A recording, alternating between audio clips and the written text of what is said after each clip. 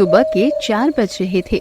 सलोनी घड़ा लेकर नदी किनारे पानी भर रही होती है कि अचानक पानी में उसका चेहरा दिखाई पड़ता है, जो कि तुरंत बदल जाता है, जिसे देखते ही सलोनी का मन घबरा जाता है। नहीं, ये कैसे हुआ? मेरा चेहरा अचानक, ये मेरा चेहरा बदल कैसे गया? नहीं, वो वापस नहीं आ सकती है। सलोनी घबराए हुई वो पानी का मटका वहीं फेंक देती है और उल्टे पांव भागती हुई अपने खंडर हुए हवेली में आ जाती है और एक कमरे में जाकर वो दरवाजा बंद कर लेती है। सूरज निकलने के साथ ही आरुष दरवाजा पीटने लगता है। सलोनी, सलोनी, क्या कर रही हो? अभी तक सो रही हो? अरे उठो, मुझे काम पर जाना है, उठो तुम। आरुष दरवाजा पीटता रहता है, लेकिन सलोनी घर से बाहर नहीं आती। आरुष परेशान हो रहा होता है कि तभी जरीश आ जाता है। क्या हो गया भैया? भाभी ठीक तो है ना? पता नहीं क्या हो गया है, देखो ये दरवाजा ही नहीं खोल रही है और अंदर से सिसकने की आवाज भी आ रही है। भैया क्या हो सकता है? आपकी शादी के तो अभी 2-3 दिन ही हुए हैं और इतनी जल्दी भाभी का गुस्सा होना कुछ ठीक नहीं लग रहा है। मैंने तो अभी तक भाभी का चेहरा भी नहीं देखा है। पता नहीं क्या हो गया है उसे। तुम उसे थोड़ा वक्त दे दो और उसे परेशान मत करना, मैं काम पर जा रहा हूँ। ठीक है भैया। दोनों परेशान होकर चले जाते हैं। घर के अंदर सलोनी की आंखों से लगातार आंसू गिर रहे होते हैं। नहीं, मैं नहीं चाहती उसकी वजह से मेरा घर बर्बाद हो। मैं अपना घर बचाना चाहती हूँ। मैं किसी को अपना सच नहीं बता सकती हूँ। सलोनी अपना एक बड़ा सा घूंघट कर लेती है और घूंघट करके घर से बाहर आती है। जरीश और आरुष वहीं खड़े रहते हैं। तभी जरीश मुस्कुराते हुए आरुष से कहता है, देखा भैया, आपने बाहर का नाम क्या लिया? भाभी तुरंत बाहर आ गई। पर ये क्या, इतना बड़ा घूंघट? हाँ, क्या हो गया सलोनी तुम्हें? हमारे यहाँ तो कोई भी दुल्हन इतनी घूंघट नहीं करती। तुम्हें इसकी कोई आवश्यकता नहीं है। तुम ये घूंघट हटा दो, हम दोनों भाई ही तो हैं। नहीं, मैंने फैसला किया है कि आज से मैं घूंघट पे ही रहूंगी, क्योंकि मुझे घूंघट अच्छा लगता है। पर आखिर ऐसा क्या हो गया तुम्हारे साथ जो तुम सीधे घूंघट करने पर आ गई हो? क्या मैं अपने मन से घूंघट भी नहीं कर सकती हूँ? अच्छा ठीक है, ठीक है। अगर तुम्हें पसंद है तो हमें कोई दिक्कत नहीं है। चलो अब तुम बाकी काम कर लो, हम लोग अब निकल रहे हैं। मुझे तो फिक्र हो रही थी कि पता नहीं तुम्हें क्या हो गया जो तुम सुबह सुबह दरवाज़ा ही नहीं खोल रही थी। भैया, मुझे भाभी का चेहरा देखना है। मैंने भाभी का चेहरा एक बार भी नहीं देखा है। आप तो जानते हो 2 दिन से मैं घर से बाहर था और आज ही आया हूँ, तब तक भाभी ने घूंघट कर लिया। जरीश जैसे ही भाभी का घूंघट हटाने की कोशिश करता है, सलोनी उसे रोक देती है। बस जरीश, तुम मेरा घूंघट नहीं हटा सकते और मेरा चेहरा मत देखो। मैंने जो कह दिया सो कह दिया। पर क्यों भाभी? भाभी का चेहरा देखने का हक तो हर एक देवर को है। फिर मैं आपका चेहरा क्यों नहीं देख सकता? अच्छा रहने दे भाई, इतना जिद मत कर। अगर भाभी मना कर रही है तो रहने दे। जब इसका मन ठीक हो जाएगा तो फिर देख लेना। वैसे भी अब तो ये हमेशा घर में ही रहने वाली है। सलोनी, अब मैं चलता हूँ। आरुष वहाँ से चला जाता है और जरीश भी परेशान होकर घर से निकल पड़ता है और अपने दोस्तों के साथ चला जाता है। चलो अब जाकर मैं पानी ले आती हूँ। मेरे घूंघट से किसी को कुछ पता नहीं चलेगा। सलोनी घूंघट किए हुए फिर से तालाब के किनारे पानी भरने लगती है। तभी उसका घूंघट वाला चेहरा फिर से पानी में दिखने लगता है और उस परछाई से हंसने की आवाज आती है। तुमने घूंघट कर लिया सलोनी, पर तुम मुझसे पीछा कभी नहीं छुड़ा सकती। तुम्हें मेरे साये के साथ ही जीना होगा। नहीं, तुम कुछ भी कर लो, पर मैं तुम्हारा सच सबके सामने कभी नहीं आने दूंगी। तुम मेरा पीछा छोड़ दो। पर तुम इस जन्म में मुझसे पीछा तो कभी नहीं छुड़ा सकती हो। वो परछाई हंसते हुए गायब हो जाती है। सलोनी के हाथ से फिर से पानी का घड़ा गिर पड़ता है और वो उल्टे पांव भागकर घर आ जाती है और फूट फूट कर रोने लगती है। नहीं, ये ठीक नहीं है। मैं कब तक ये सब बर्दाश्त करूंगी? मुझे नहीं लगता कि मैं ये सब छुपा पाऊंगी, पर मुझे ये छुपाना ही होगा। अगर आरुष जी को पता चल गया तो वो मुझे छोड़ देंगे और मैं उनसे दूर नहीं रह सकती। वहीं घर के बाहर खड़ा आरुष ये सारी बातें सुन लेता है। आरुष सलोनी की बातें सुनकर गहरी सोच में पड़ जाता है। वो अंदर ही अंदर छटपटाता रहता है। आखिर सलोनी ने ऐसा क्या मुझसे छुपाया है जो वो मुझे बताना नहीं चाहती? मुझे इसका पता करना ही होगा। आरुष परेशान हो जाता है, पर सलोनी उसे कुछ नहीं बताती। आधी रात को सलोनी सोई हुई होती है कि अचानक वो उठकर बैठ जाती है। मुझे उससे मिलना ही होगा और इसका कोई ना कोई हल निकालना ही होगा। सलोनी आधी रात को चुपके से घर से बाहर निकल जाती है। तभी आरुष की नींद खुल जाती है। ये आधी रात को सलोनी कहीं दिखाई क्यों नहीं दे रही है? ऐसे बिना पूछे वो आधी रात को जा कहाँ सकती है? शायद घर के बाहर होगी, देखता हूँ। आरुष परेशान होकर घर के बाहर जाता है, जहाँ वो देखता है कि सलोनी घने जंगल की तरफ चली जा रही है। ये देखकर आरुष के पैरों तले जमीन खिसक जाती है। ये क्या भला? सलोनी तो घने जंगलों में जा रही है, जिसकी तरफ जाने के लिए सबको मना किया गया है। चलो, कुछ तो बात है जो सलोनी मुझसे छुपा रही है। आज मैं पता करके ही रहूंगा। आरुष सलोनी के पीछे पीछे जाने लगता है, लेकिन आधे जंगल में पहुंचते ही सलोनी घनी झाड़ियों के पीछे लापता हो जाती है। आरुष उसे सब जगह ढूंढता है, पर वो कहीं नहीं मिलती। अभी तो मैंने इसे इसी तरफ आते देखा था, पर वो आखिर जा कहाँ सकती है? कहीं कहीं दिखाई भी नहीं दे रही है। चलो घर, अब इससे आगे मैं जा भी नहीं सकता। यहाँ खतरनाक जंगली जानवर रहते हैं। घर जाकर ही उससे पूछूंगा। आरुष वापस अपने घर आता है और जैसे ही कमरे में जाता है, वहाँ सलोनी को बेफिक्र होकर सोता देख उसके होश उड़ जाते हैं। अरे ये क्या? अभी मैंने सलोनी को देखा कि वो घने जंगलों की तरफ जा रही है, और यहाँ ये ऐसे आराम से सो रही है जैसे कहीं गई ही नहीं थी। ये मुझे क्या हो रहा है? मैं जो देख रहा हूँ वो भ्रम है, या मेरे साथ जो हो रहा है वो भ्रम है? कुछ तो है जो सलोनी मुझसे छुपा रही है। मुझे उस पर नजर रखनी होगी। आरुष परेशान होकर सो जाता है। अगली सुबह सलोनी फिर घूंघट में घड़ा लेकर घर से निकल पड़ती है। आज मैं पता करके ही रहूंगा कि ये कहाँ जाती है और किससे मिलती है। आरुष पीछा करते हुए नदी के पास पहुंचता है। सलोनी जैसे ही पानी में देखती है, उसका चेहरा बदल जाता है। दूर खड़ा आरुष ये देख लेता है। ये क्या? सलोनी का चेहरा बदल क्यों रहा है? इसका असली चेहरा तो कुछ और है, पर पानी में किसी और का दिख रहा है।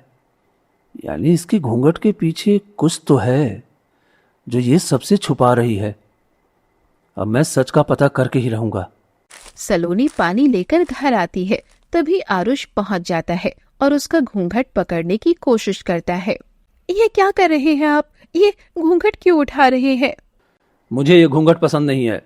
तुम ये घूंघट हटाओ, मुझे तुम्हारा चेहरा देखना है। क्या तुम मुझसे कुछ छुपा रही हो सलोनी?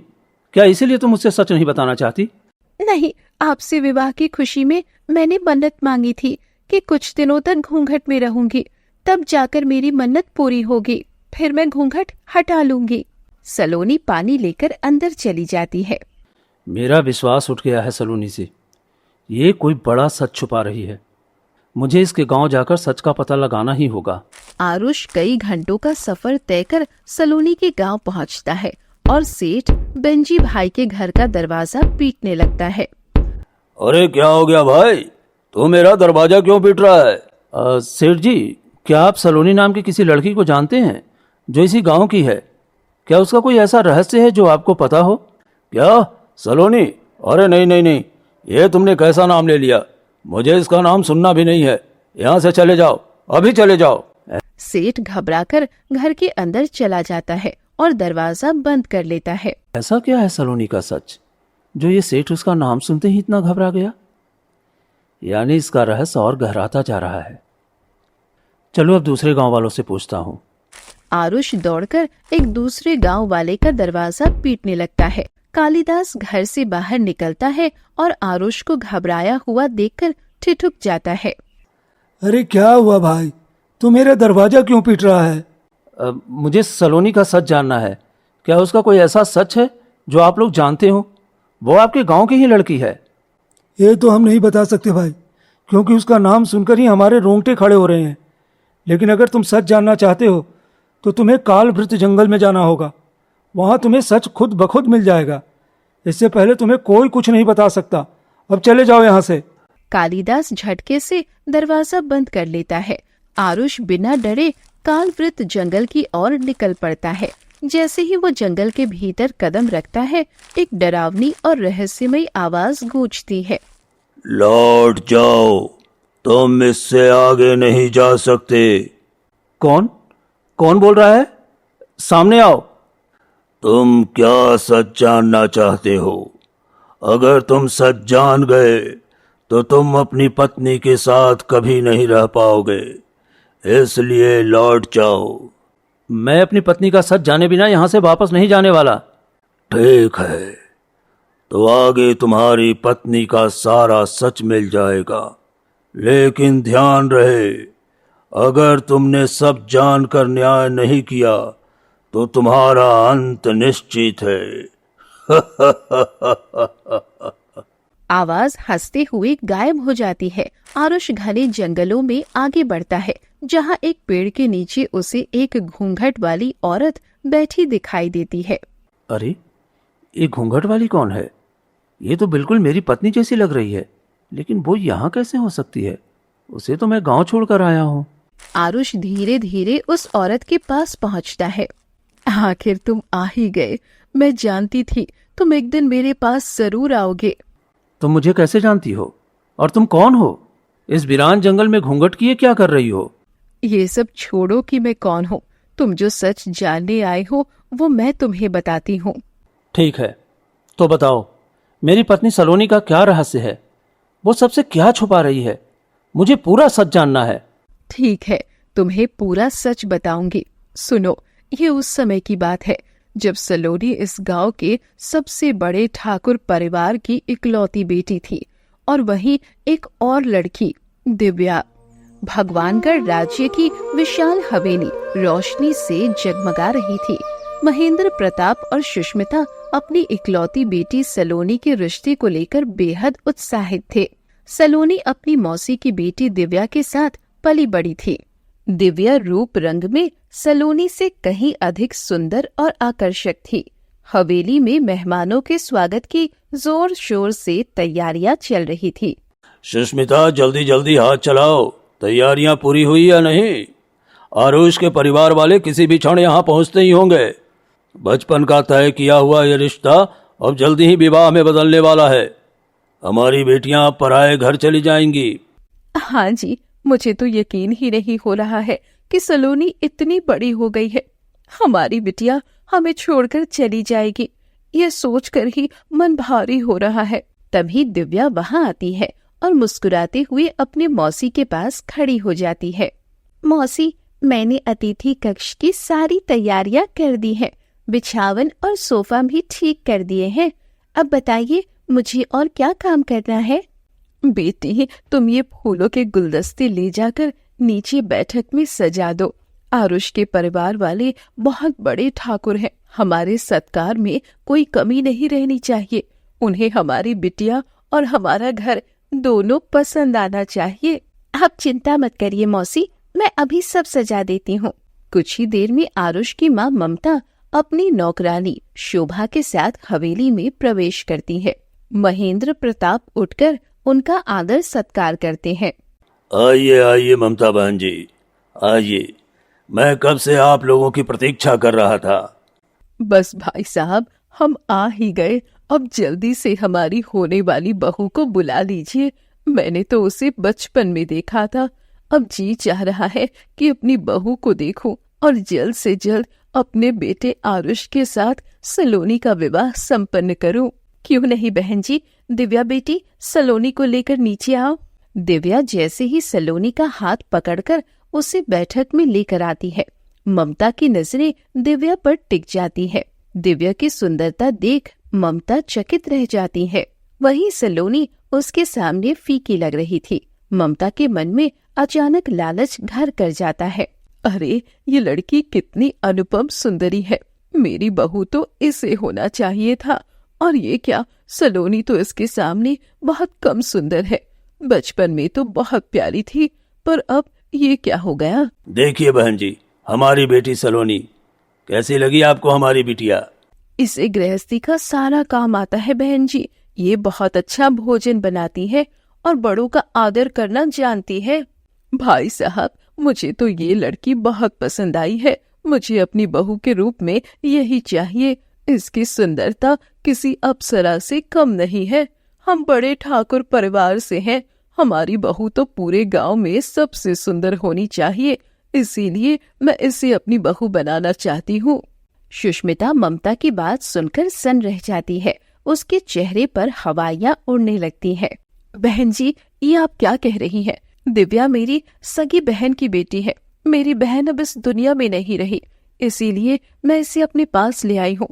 पर आरुष के साथ तो मेरी अपनी बेटी सलोनी का रिश्ता बचपन से तय है। आप इस तरह रिश्ता नहीं तोड़ सकती।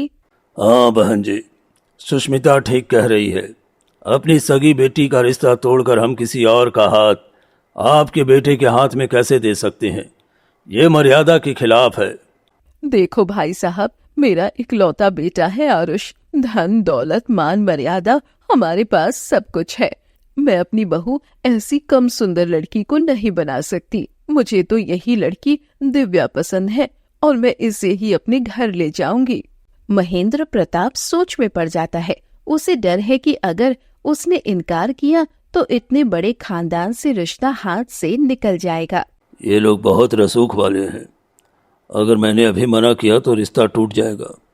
फिर कभी सलोनी की शादी इतने बड़े घर में नहीं हो पाएगी। ठीक है बहन जी, मैं आपके प्रस्ताव पर विचार करूंगा, पर इसके लिए आप आज की रात यहीं रुक जाइए। हम सुबह अंतिम फैसला करेंगे। अच्छा ठीक है, हम रात भर रुक जाते हैं। सलोनी ये सारी बातें छुपकर सुन रही होती है। उसका रोम रोम गुस्से से कांपने लगता है। उसे लगने लगता है कि दिव्या उसकी खुशियों की दुश्मन है। इस दिव्या ने बचपन से मेरे माता पिता का प्यार मुझसे बांटा और अब ये मेरा होने वाला पति भी मुझसे छीनना चाहती है। नहीं, मैं किसी भी कीमत पर आरुष को किसी और का होते हुए नहीं देख सकती। मुझे इसे रास्ते से हटाना ही होगा। आधी रात का समय होता है। हवेली में सन्नाटा पसरा है। अचानक ममता रहस्यमय तरीके से गायब हो जाती है। सुबह होते ही पूरी हवेली में कोहराम मच जाता है। मालकिन, मालकिन कहाँ है? कोई उन्हें ढूंढो, वो कमरे में नहीं है। लगता है वो कहीं चली गई है। शोभा, अब तुम्हें हमारे हिसाब से काम करना होगा। तुम्हें जाकर आरुष से कहना होगा कि उसकी माँ की आखिरी इच्छा सलोनी को बहू बनाने की थी। पर मालकिन तो दिव्या को। चुप, जैसा मैं कह रहा हूँ वैसा ही करना होगा, वरना याद रखो, जिस तरह तुम्हारी मालकिन गायब हुई है ना, अगला नंबर तुम्हारा भी हो सकता है। महेंद्र प्रताप सोने के सिक्के से भरी एक थैली शोभा के हाथ में थमा देता है। डर के मारे शोभा की घिग्गी बंध जाती है। ठीक है मालिक, जैसा आप कहेंगे मैं वैसा ही कह दूंगी, मुझे मत मारिए। शोभा भागती हुई घने जंगलों को पार कर खंडर नुमा हवेली पहुंचती है, जहां आरुष उसका इंतजार कर रहा होता है। शोभा, तुम अकेली? माँ कहाँ है? वे तुम्हारे साथ क्यों नहीं आई? आरुष बाबा, अनर्थ हो गया। हम जंगल के रास्ते से आ रहे थे, तभी एक जंगली जानवर ने हम पर हमला कर दिया। मुझे पेड़ पर चढ़ना आता था तो मैं बच गई, पर मालकिन वो जानवर घसीट कर ले गया। नहीं, ऐसा नहीं हो सकता। मेरी माँ मुझे छोड़कर नहीं जा सकती। बाबूजी, मालकिन अब इस दुनिया में नहीं रही, पर मरते मरते उनकी आखिरी इच्छा यही थी कि आप सलोनी से विवाह करें। वह उसे ही अपनी बहू के रूप में देखना चाहती थी। यही उनकी अंतिम इच्छा थी। माँ तो इस दुनिया में नहीं रही, लेकिन माँ की आखिरी इच्छा जरूर पूरी करूंगा, चाहे मुझे इसके लिए जो भी करना पड़े। शोभा, तुमने ये खबर मुझ तक पहुंचाई, तुम्हारा बहुत बहुत धन्यवाद। अब तुम जा सकती हो। शोभा वहां से चली जाती है और आरुष भारी मन से सलोनी की हवेली की तरफ निकल पड़ता है। वहीं दूसरी तरफ हवेली के एक गुप्त कमरे में महेंद्र प्रताप और सुष्मिता दबी जुबान में बात कर रहे होते हैं। सुष्मिता, हमने जो कदम उठाया है क्या वो सही था? मेरा मन घबरा रहा है। हाँ जी, जो किया बिल्कुल सही था। आप तो जानते हैं सलोनी की भविष्यवाणी, अगर इस साल उसकी शादी आरुष से नहीं हुई तो हमारी बेटी का अस्तित्व ही नहीं रहेगा, सब कुछ बर्बाद हो जाएगा। हमने इतने वर्षों से जो सपने सजाए थे उन्हें हम ऐसे ही मिटते नहीं देख सकते। सलोनी की शादी आरुष से करने के लिए ममता बहन को रास्ते से हटाना ही था, वरना हमारी बेटी कभी खुश नहीं रह पाती। कमरे के बाहर खड़ी दिव्या ये सब सुनकर सन्न रह जाती है। अच्छा, तो इन लोगों ने ममता जी के साथ ऐसा किया। मुझे उन्हें बचाना ही होगा। भले ही उन्होंने मुझे पसंद किया, पर किसी के साथ इतना गलत करके रिश्ता जोड़ना पाप है। ये मेरे मौसा और मौसी है, लेकिन एक निर्दोष के साथ ये बहुत गलत कर रहे हैं। दिव्या अभी सोच ही रही होती है कि तभी उसकी नजर सलोनी पर पड़ती है, जो हाथ में एक बड़ा सा चाबुक लेकर चुपके से कहीं जा रही होती है। अरे, सलोनी इतना बड़ा चाबुक लेकर कहाँ जा रही है? मुझे इसका पीछा करना चाहिए।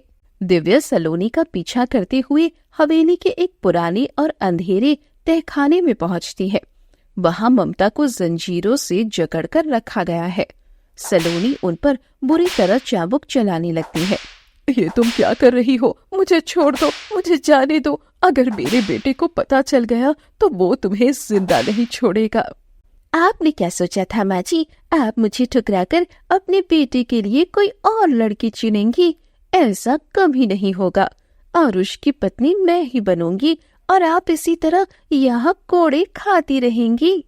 तभी दिव्या अचानक सामने आ जाती है और सलोनी को रोकती है। रुक जाओ सलोनी, तुम ये ठीक नहीं कर रही हो। छोड़ दो माँ जी को, वरना मैं जाकर सबको ये सच बता दूंगी। अच्छा, तो तुम्हें भी ये सच पता लग गया? अब तुम यहाँ से बाहर जा पाओगी तब तो किसी को बताओगी। ममता दर्द और डर से कांपने लगती है। उनकी आवाज लड़खड़ा रही है। सलोनी, मुझे बचा लो, दिव्या को छोड़ दो। मैंने उसे बहू के रूप में पसंद किया है, इसमें उसकी क्या गलती है? वो तुम्हारी बहन है सलोनी, उसे मत मारो। बहन? कैसी बहन? इसने बचपन से मेरी खुशियां छीनी है, पर आज मैं अपने पति को इसे नहीं छीनने दूंगी। अब देखो मैं तुम्हारे साथ क्या करती हूँ। सलोनी पागलों की तरह दिव्या को जोर से धक्का देती है। दिव्या का सिर दीवार से इतनी जोर से टकराता है कि गहरी चोट लगने की वजह से उसकी वही मृत्यु हो जाती है। नहीं, ये तुमने क्या किया? तुमने इस बेचारी को क्यों मार दिया? तुम पत्थर दिल हो गई हो सलोनी। क्योंकि ये मेरी खुशियों की दुश्मन थी। जो मेरे माता पिता के बीच आएगा उसे जीने का कोई हक नहीं है। अब चलो तुम भी देखो इसका अंजाम। सलोनी दिव्या के शव को घसीटते हुए तहखाने से बाहर ले जाती है और पास की नदी में फेंक देती है। अब मेरा रहस्य कोई नहीं जान पाएगा। अब मैं बहुत जल्द आरुष की पत्नी बनूंगी। सलोनी घर पहुंचती है, जहां आरुष पहले से ही महेंद्र प्रताप के साथ खड़ा है। आओ बेटा आरुष, कैसे आना हुआ? सब कुशल तो है? मुझे पता चला है कि मेरी माँ को जंगली जानवरों ने मार दिया, पर माँ की आखिरी इच्छा थी कि मैं सलोनी को अपनी पत्नी बनाऊं। मैं उनकी इच्छा पूरी करने आया हूं। ये तो बहुत खुशी की बात है आरुष। तुम दोनों का रिश्ता तो बचपन से ही तय है। तुम सलोनी को अपनी पत्नी बनाकर यहाँ से ले जा सकते हो। सलोनी सामने आती है और आरुष को देखकर मन ही मन मुस्कुराती है। वो आरुष के साथ उसके घर चली जाती है। वो घूंघट वाली औरत धीरे धीरे अपना घूंघट उठाती है। आरुष उसे देखकर स्तब्ध रह जाता है। वो कोई और नहीं बल्कि दिव्या की रूह थी। यानी तुम वही दिव्या हो?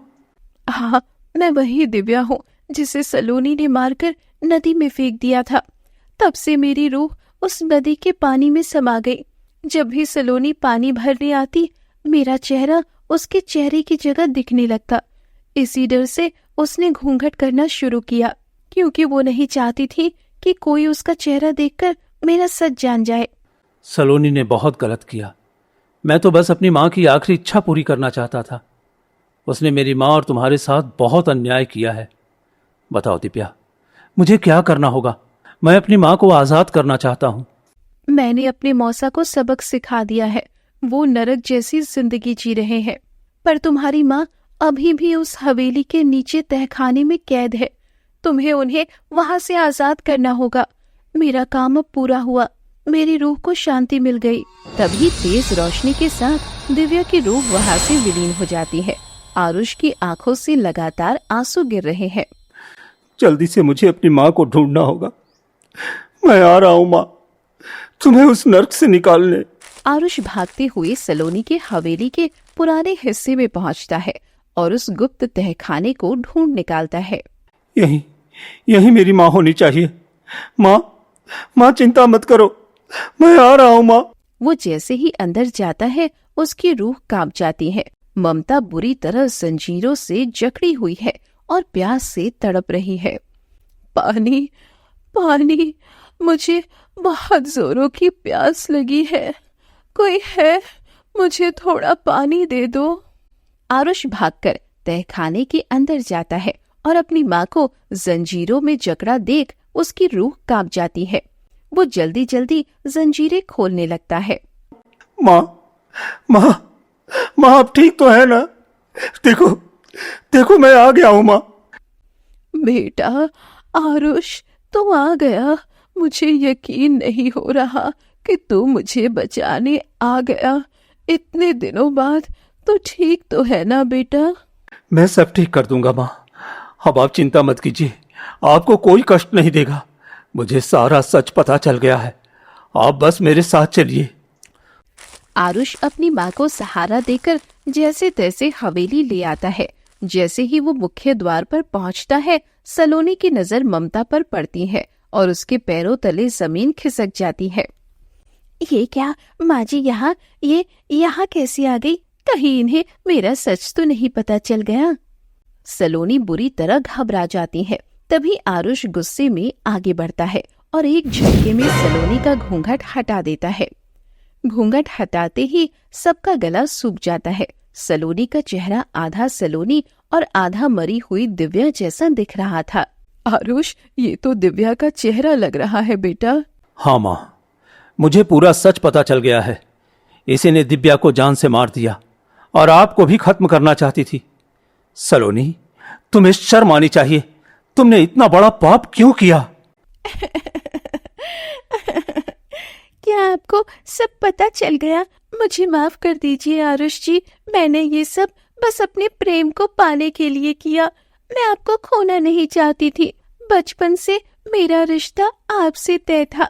मैंने आपको ही अपना पति माना था, पर आपकी माँ मुझे अपनी बहू नहीं बनाना चाहती थी, इसीलिए मैंने ये सब किया।